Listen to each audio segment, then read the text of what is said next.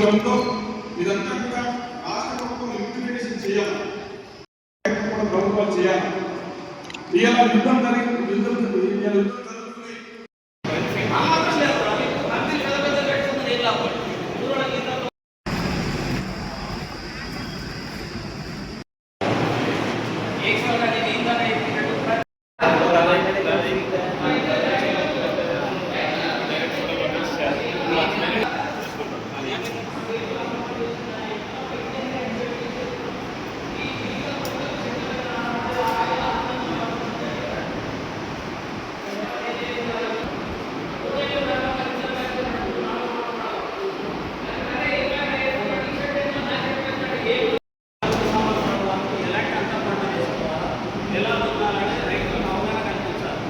మీరు చాలా మంది చూడండి, కొంత వీకేషన్ లేదా మీకు పెట్టిన వాళ్ళ వీకేషన్ 3 సంవత్సరాలు దాని దిగుబడి స్టార్ట్ కాకుండా వీకేషన్ చెప్తాను.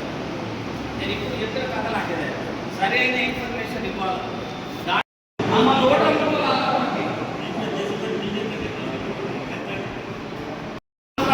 చెట్టు ఇంత లాగున్న చెట్టు ఎండిపోతుంటే కలకల అనిపిస్తుంది.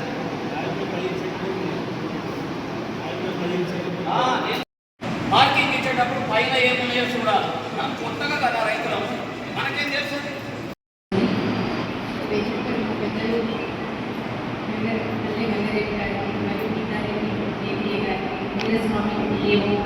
శ్రీనివాస్ గారికి మేము చేసిన రైతు సోదరులకు సోదరి మండలికి పేరు పేరున నమస్కారం. ఈరోజు మన ప్రభుత్వ ఉద్యాన శాఖ అధికారిని కె సత్యనారాయణ గారి ఆధ్వర్యంలో ఈ అవగాహన సదస్సును ఏర్పాటు చేయడం చాలా సంతోషకరం. మీకు నాకు దీని గురించి ఒక అవగాహన లేదు, ఏదైనా మిస్టేక్గా చెప్పుకుంటే నాకు క్షమించండి, ఓకేనా?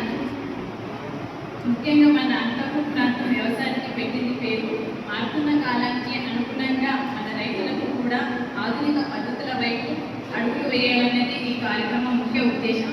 ప్రస్తుతం ఆయిల్ పామ్ సాగుకు విపరీతమైన డిమాండ్ ఉంది. మన కాంగ్రెస్ ప్రభుత్వం దీనికి ఎన్నో రాయితీలు ఇస్తుంది. వరి, జొన్న వంటి సాంప్రదాయ పంటలతో పాటు ఇలాంటి వాణిజ్య పంటల వైపు మనం దృష్టి సారించాలి. దీనివల్ల రైతులకు మంచి ధర దక్కుతుంది, ప్రజల ఆరోగ్యం అందుతుంది, రైతు బాగుంటేనే రాష్ట్రం బాగుంటుంది.